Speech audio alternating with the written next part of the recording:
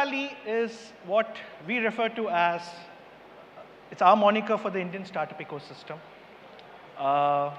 Kind of takes its inspiration from the term Valley, of course, but instead of calling it Silicon Nagar or Silicon Halli, we said we'll kind of just take the valley part.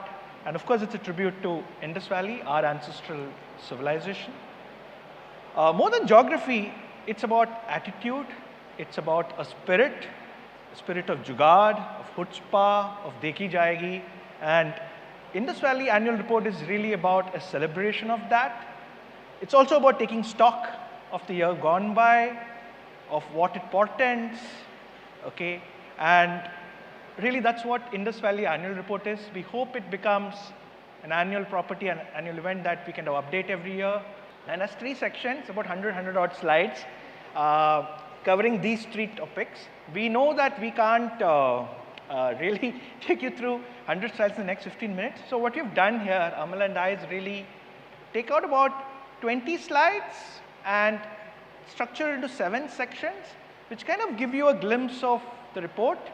I'm going to start off, Amal, and then just interrupt me when if you need to so let me hear. So the first theme is about India as a country of contradictions. So we looked at understanding India through 3 lenses: contradictions, data, and ideas. I keep joking that Karthik collects art and all I do is collect tweets. But they're not ordinary tweets. They're one-of-a-kind tweets. They kind of represent India in all its complexity, all its madness and mystery. And this one here I've selected, which is about the marriage between very traditional forms of commerce, like someone coming up to you and trying to sell you something, selling pens at a Bangalore traffic signal, probably Silk Route, and is using Google Pay based on UPI. It's one of the most advanced payment systems to do it. It kind of typifies the contradictions that exist in India. And here's another one. And it's an incredible stat that 1 in 8 Indian pilots are women pilots. On my last 3 flights, there's been and this is something I started noticing after I saw this data, one of the pilots has been a woman. But extraordinarily, that's 12% the highest. It's almost double of Canada. Scandinavia doesn't even feature there. But on the other hand, when you compare it to female labor participation rates, only Morocco has it worse than us. It's extraordinary, these 2 contradictions. And quickly leaping to ideas of India, which I mentioned. One way to see India is through the prism of taxes. There's an English tax. So if you speak English, you typically earn more money. And average, it says 34% from an academic paper, but I think it's probably 3x. You can see India in terms of a tax, a regulatory tax. We'll also highlight crypto, but this is really a funny one which came on pizza topping. And lastly, logistics. I won't dwell into this, but India can be understood through the various taxes and frictions that exist. There's another metaphor for India as a country that grows at night, whenever the government is not looking, right? And the 3 examples here, I'll probably not go into all of them, but really the crypto one is a great example of the government not doing anything and an entire industry, an incredible industry just coming up overnight. India Grows at Night comes from actually Gurcharan Das's book, actually. I thought it's a fantastic line. Lastly, as far as the ideas of India goes, one way to see India, and it's a country of difficult social mobility. It's not easy, unlike the US, for example, to kind of leap up in class. But when we do it through 3 axes of advancement. The first is English. English is the primary pathway to up your social class. The other is exams, where you break through to land a government job. And finally, it's probably going abroad or exit. So English, exams, and exit become the 3 axes of advancement. We're done with this. We'll go to the next section. I'm going to encourage Amal to take over. Thanks, Sajith, for taking over the interesting parts. I'll bore you with some data. So while at Bloom we've talked about quite a bit of the consumer stack, how we look at it as India 1, India 2, India 3, right?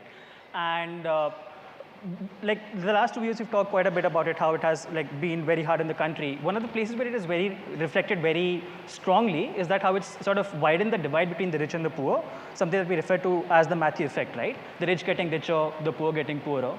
And we see that in the wealth inequality as well. Sort of like how the top 10% are now earning even more, the bottom 50% are earning even lesser. And where it reflects is in examples like these.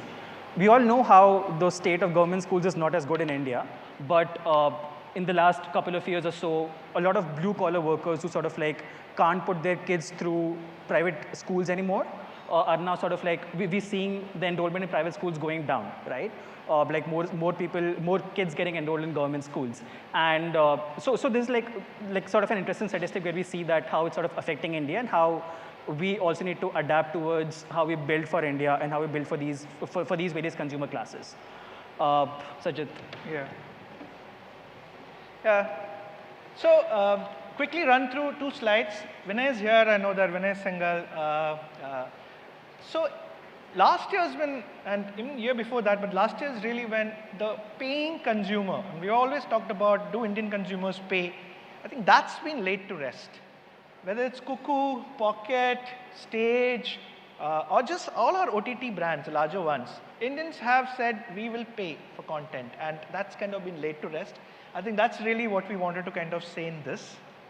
The other interesting one on the media front, and I spent like nearly 2 decades in the Times before I came to Bloom, and one of the industries, and hence it's one of the industries I track, and one of the most fascinating trends has been the rise of what is called merchant media. And Amazon, for example, is the world's 3rd largest ad network after Google and Facebook. True in India too. And having worked, for example, nearly 2 decades in Times, I found it fascinating that Amazon today makes more ad revenue than the Times of India. It's been that dramatic a shift, and Flipkart's not far behind. So the rise of merchant media has fascinated me as well. Amal. Talking about e-commerce, again, so e-retail shoppers in India, roughly around 140 million. Comparing that against the number of people who have access to the internet, which is around 700 million in India, that's just around 20% of people who've ever shopped online. Compare that to a China or a US, which is roughly around greater than 60%, right? So a lot still to be done there. But even then, like most of the GMV, around 50 to 60%, rests on a very small consumer base, right? 5 to 7 million. But even this progress in e-commerce has sort of been spurred on by quite a bit of advancement that's been brought about by logistic companies, right? And so the average delivery time has gone significantly down, and so is the delivery cost per e-commerce parcel. But just to bring it into perspective, the number of PIN codes that were being covered by organized brick and mortar retail, that's become 20x when you look at the number of PIN codes that have been covered by e-commerce companies, right? So it's about increasing the access to India 2, India 3, and now it's just like time for all the companies sort of double down on it and sort of increase the reach of e-commerce even more, right? Which is like, and again, penetration is just around 6% now, probably can take it much, much higher.